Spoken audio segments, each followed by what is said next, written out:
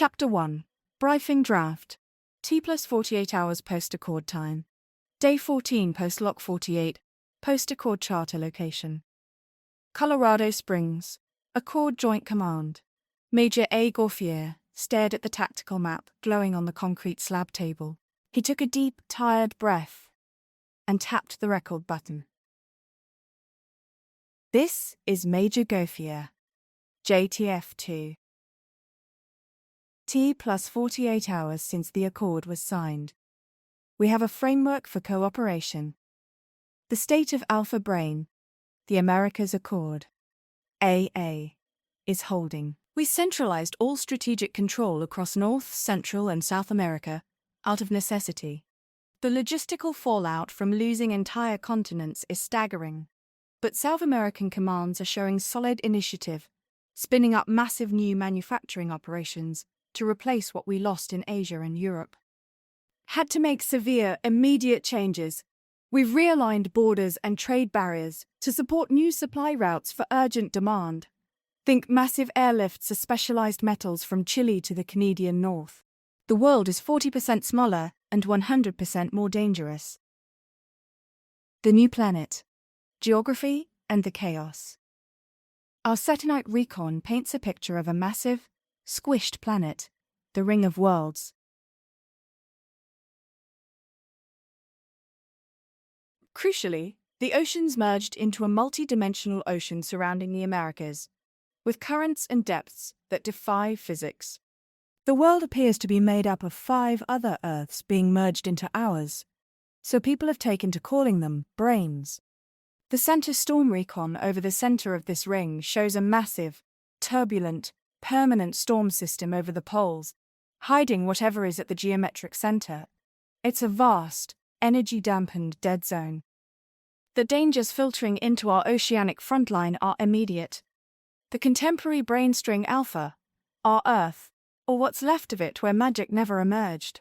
But technology seems to have advanced in its place, at a moderate pace. The wild brainstring beta, a young, vibrant world home to colossal, primordial megafauna, offering a colossal biological resource for food and medicine, hopefully. Giant, primordial deep-sea creatures are breaching the waterline near the Bering Sea. They are aggressive, massive, and resistant to conventional weapons. The fantasy brainstring gamma, a high magic setting populated by traditional fantasy races, rich in raw ambient magical power. Attempts to contact are underway. The dead brainstring delta, a world ravaged by a cataclysmic event, characterized by toxic rot and hyper-aggressive, terrifying, and durable forms of life. Localized areas of high toxicity, literal pools of concentrated, corrosive rot filtering into the currents off our coasts. The advanced brainstring epsilon, a hyper-advanced futuristic civilization with strong sci-fi and cyberpunk influences. Psionic powers are commonplace, and technology is designed to enhance these abilities. These jerks got it all and don't want to share. The barren brainstring Zeta, a frozen, decaying world utterly devoid of life, but offering an incomparable resource, pure, untouched planetary mass for high-density raw materials. The water temperature near the eastern Convergence zone is dropping to lethal, near absolute zero levels without any ice formation. We don't know who or what caused this, but the scale and precision of this squished planet suggest a massive, organized intelligence is behind it. They haven't attacked yet, which means they are either preparing or injured.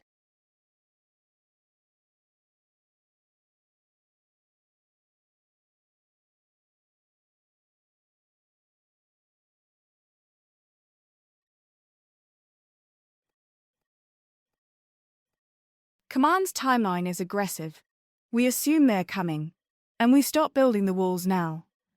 We need resources, and we need people capable of surviving this new cosmic horror. Chapter 2. The Fracturing Accord Time.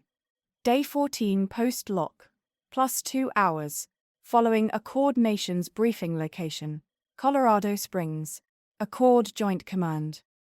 The Texas President, Major A. Gauffier, was halfway through his 5th synthetic caffeine paste tube when the secure comms console blinked an urgent, unauthorized signal. a direct line request from Austin. Gauthier here, he answered, his voice a tight rasp. The response was broadcast openly, a deliberate insult to the unified command structure. It was Governor Dale Harkins. Major, this accord arrangement isn't working for us anymore. Effective immediately, the great state of Texas is exercising its full pre-convergent sovereignty and pulling its military and resource allocation from the America's Accord command structure. We're not cutting off communication. We'll talk trade, we'll talk border defense, but our security decisions are Texas first now. The sheer, calculated arrogance of the move detonated inside the temporary command center in Colorado Springs. The immediate fallout was exactly what Gauthier had feared. The Accord's fragile political integrity shattered like glass. The Texas secession was immediately followed by similar, desperate declarations. In South America, the Peru-Ecuador consolidated. A rushed union formed moments before the LOC declared protectionist autonomy, focusing its entire military budget on patrolling the megafauna zone beta, starving the Central Accord of much-needed manpower. Even the wealthy province of Alberta in Canada moved to restrict the flow of oil and wheat, demanding disproportionate military deployment in exchange for continued supply. The America's Accord was already failing. This isn't autonomy, sir. It's a panic spiral, Gauthier muttered. We needed unity for a single, coordinated military push. Now we have a patchwork of Texas-first policies, and the enemy hasn't even shown itself yet. The Gamma Gambit, a diplomatic Hail Mary, amidst the internal fracturing, strategic planners found a single, desperate avenue of hope: the relative stability of String Gamma, the fantasy brain. Reconnaissance over the fantasy brain's land overlap zone showed bizarre, yet functional, societies. While Beta was a savage war zone and Delta a toxic wreck, Gamma showed signs of organized self-defense. They relied on short-range logistics like horses and well-guarded caravan routes, meaning the sudden fragmentation of continental geography hadn't destroyed their economic model. More importantly, reports indicated a major power center had emerged in what used to be a Central European region of Gamma, an alliance known simply as the 11 Nations. If the people of Alpha Grain were to survive the hyperdimensional threat, they needed to understand the energy spiking on the fantasy brain's side. A classified diplomatic mission, designated Operation Lawkeeper, was swiftly organized. The mission was dual-purpose: to secure an immediate trade agreement for raw resources, particularly exotic metals that might resist the entropic decay.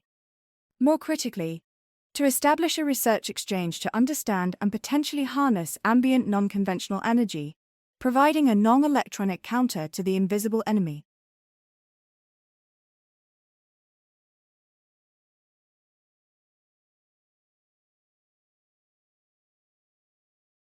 The delegation was led by Ambassador Elias Thorne, a veteran diplomat and former linguist.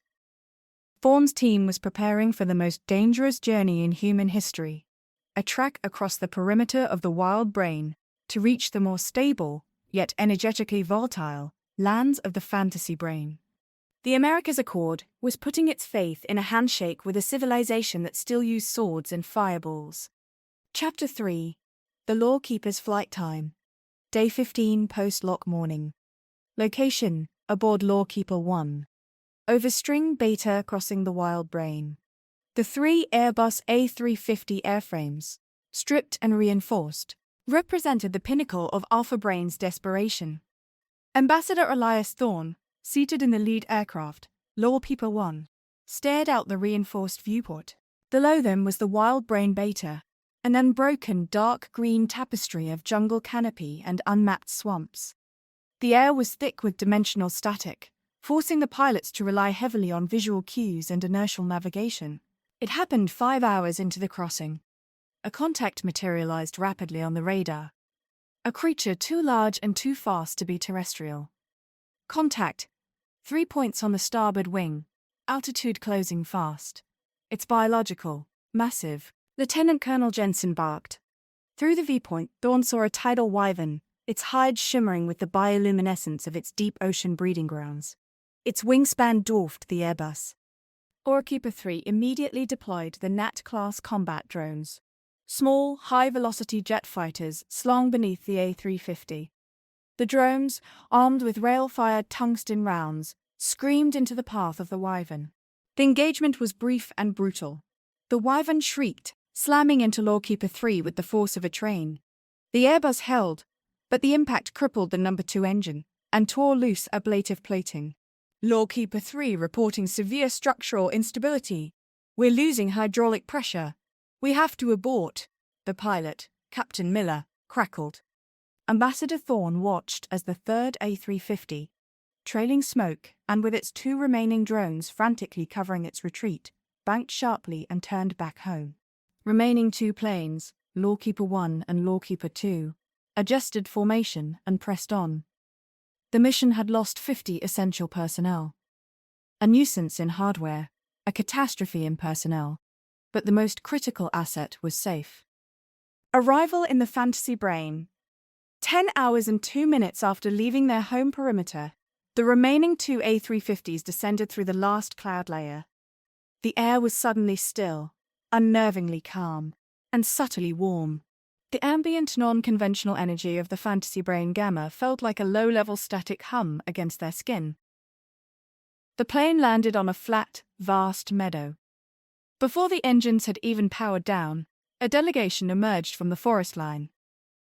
At the head stood a woman of impossible grace, a Gooselani High Counselor, Lady Eri, accompanied by 6 imposing guards in plate armor. The Counselor's eyes, the color of moss agate, were fixed on the metallic behemoths. She carried a staff that glows with a soft, steady sapphire light. Thorne and Colonel Jensen were the first off the ramp. Thorne held up his hands in a gesture of peace, and tried his prepared greeting. We come in peace. We find our worlds now connected world, and seek to speak on shared concerns. The Counselor observed him, then raised her staff. The sapphire crystal at its tip flared blindingly bright. A shimmering gold dust wave washed over Thorne's team, causing a moment of vertigo, and then subsided. The Counselor spoke, her voice resonating in perfect colloquial English, though with an odd formal lilt. We heard the screaming of the air when your flying machines crossed the scar. We know of the great disturbance that has fused the worlds and the darkness at the center of the ring. You are welcome, Ambassador Thorne. We are the 11 nations. We have expected visitors from the other side. Now, we can speak. The first bridge had been built, not with steel or diplomacy, but with a momentary flash of high-level energy application. To 4. The Swannick Diplomat Time. Day 15, post-lock evening.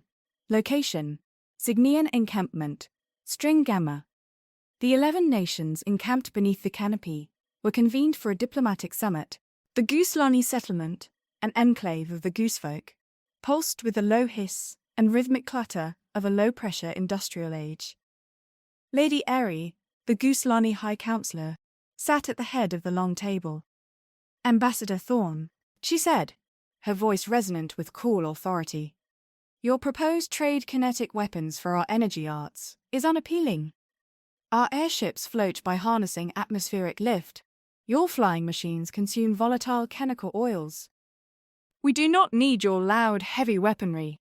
The rot epidemic and shared doom Thorne bypass the technical debate entirely, laying out survey photos showing the multidimensional ocean turning viscous, dark, and corrosive. Lady Eri, our focus is not an exchange of violence. It is a shared necessity for survival. The dead brain delta is leaking. The toxic sludge, the rot, is spreading rapidly across the ocean. If it reaches the major currents off our coastlines, it will wipe out the entire marine food chain of the Americas. This is a universal environmental catastrophe. Thorne pitched Alpha Brain's desperation. Your world, String Gamma, is rich in ambient energy, magic. Our chemical and nuclear sciences are useless against this decay. We offer our entire pharmaceutical archive and our advanced synthetic metallurgy to fill your material supply gaps, in exchange for the knowledge and manpower to stop this ecological collapse. Lady Eri paused, and with a single slow blink, she agreed. The rot is indeed a shared horror. It poisons the water, and our native flora are already suffering. She introduced a stocky figure, Fjord Hammerstone, a master druid of the northern Fjord clans. Fjord was a Castellane druid, a beaver dwarf covered in thick, russet fur, with a broad, flat, leathery tail resting on the ground for balance. He spoke in a low, rumbling, Danish-accented English. "We have the countermeasure, Ambassador," Fjord rumbled. "My clansmen have developed a biotic application, Deep Root, designed to consume and neutralize the rot's toxic signature. But our methods are slow, reliant on local transport.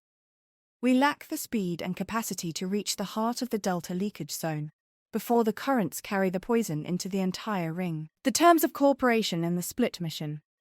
Lady Airy returned to the table. "The rot is a mutual enemy that demands mutual action. This is the only path forward." She outlined the new terms of the Gamma Pact. Operation Deep Root. Immediate action. One of your remaining A350 airframes, Lorikeeper 2, will be adapted for massive cargo deployment and placed under the strategic direction of Master Druid Fjord Hammerstone. Lieutenant Colonel Jensen and his personnel will establish a forward operating base, FOB, near the Gamma Delta border to support the Druids. The fact-finding exchange. Ambassador Thorn, you will return immediately to the Americas on Lawkeeper 1 with a small Gamma fact-finding delegation, led by Councillor Rissa. They will verify your industrial capacity and facilitate the immediate transfer of your complete medical and pharmaceutical knowledge. Conditional power sharing. Full knowledge of their ambient energy arts and the Castellane Druid's biotic technology will only be shared after the Gamma delegation confirms Alpha Brain's industrial capacity, and after Operation Deep Root achieves a 50% reduction in the rot spread. No center storm focus. The 11 nations strictly forbid any attempt to use the Ophobe's assets to probe or attack the center storm. Such an act will be viewed as an active war against the stability of the ring. The terms are accepted, Thorn confirmed. We will execute the split immediately. An evening of unofficial diplomacy. Later, Master Druid Fjord Hammerstone arrived in Thorn's quarters, still carrying the stiff, ceremonial weight of a man who had just endured 3 hours of formal diplomacy. But the moment the door shut behind him, he exhaled loudly, rolled his broad shoulders, and tugged loose the robe's collar. He set his heavy curved staff, which bore a remarkable resemblance to a vintage hockey stick, against the wall, before shrugging off his heavy ceremonial robes with a grunt. "By the roots, Ambassador," he muttered as he unbuckled the ornate clasp at his throat. "If Lady Airy adds one more layer of ritual wording to a peace agreement, I'll need a second staff just to prop up my patience." Thorn snorted. "For someone who looks carved out of a glacier, you hide your impatience well." Fjord's wide muzzle curled into a grin. "Castellane are very polite at the negotiating table. We do all our swearing later, loudly, and ideally with a hot drink." He nodded toward the flask on Thorn's side table. "Is that what I think it is?" "Alpha Brain whiskey," Thorn said, lifting it. "Very old, very illegal." Fjord gave a pleased rumble. "Ah, an excellent combination." He took the offered cup with a delicate reverence that contrasted hilariously with the size of his paws.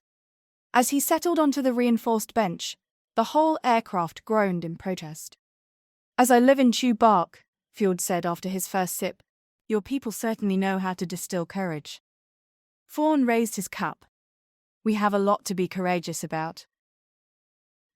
Fjord chuckled softly. Then his expression shifted, the warmth dimming to something quieter. "Older," he said, swirling the liquor. "My ancestors survived the great quake of Bjornholm in total darkness. 3 days in the underground chambers, the stones shaking, the roots screaming through the bedrock." He tapped his chest.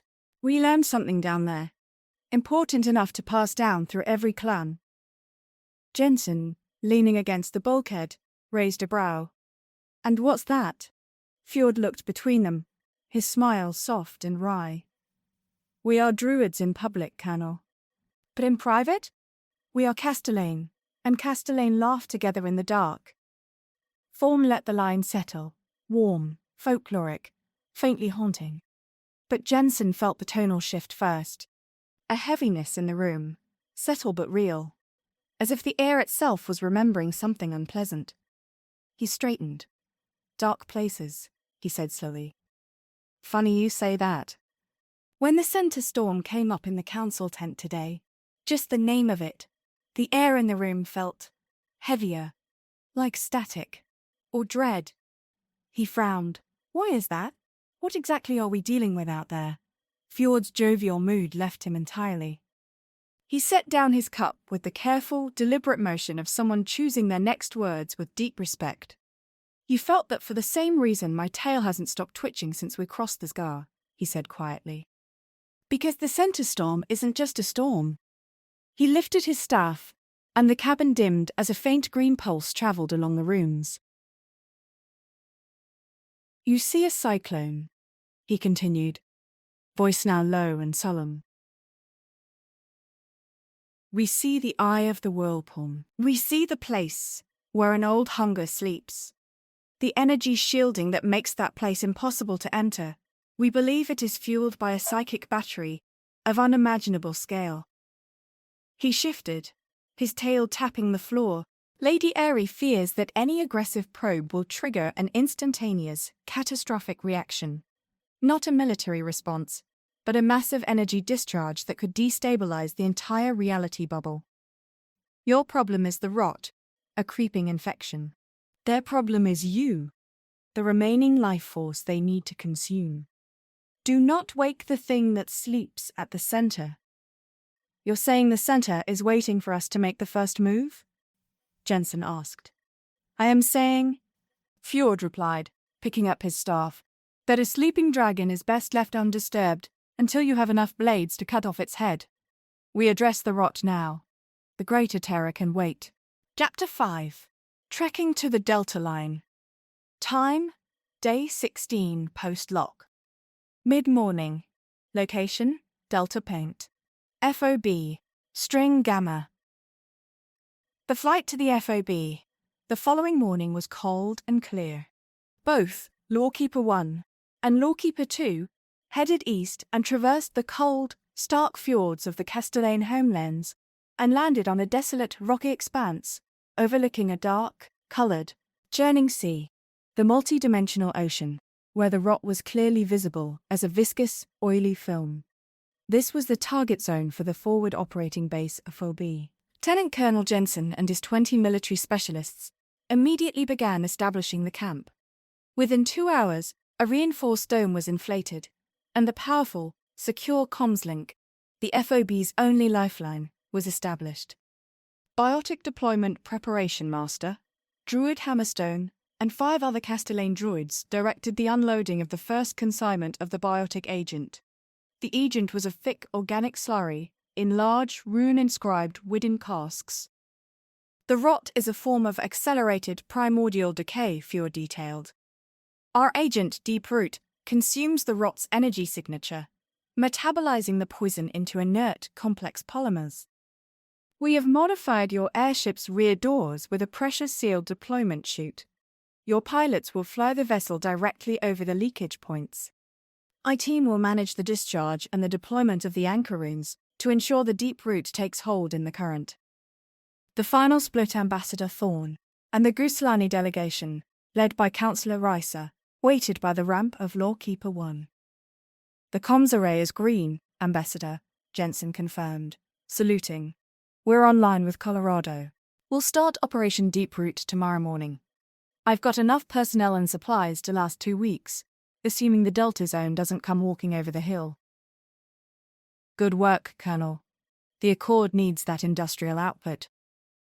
Keep the Gusalani delegation back home satisfied, and we get the resources," Thorne said, lowering his voice. "And remember what Fjord said. Maintain silence." "Understood, sir. We'll keep the skies quiet." Thorne ascended the ramp, followed by Councillor Rissa and her aides. The powerful Airbus's turbines spun up, and Lawkeeper 1 ascended, banking sharply, and flew west, back toward the besieged shores of the America's Accord. Lieutenant Colonel Johnson stood on the frozen earth, watching the speck disappear.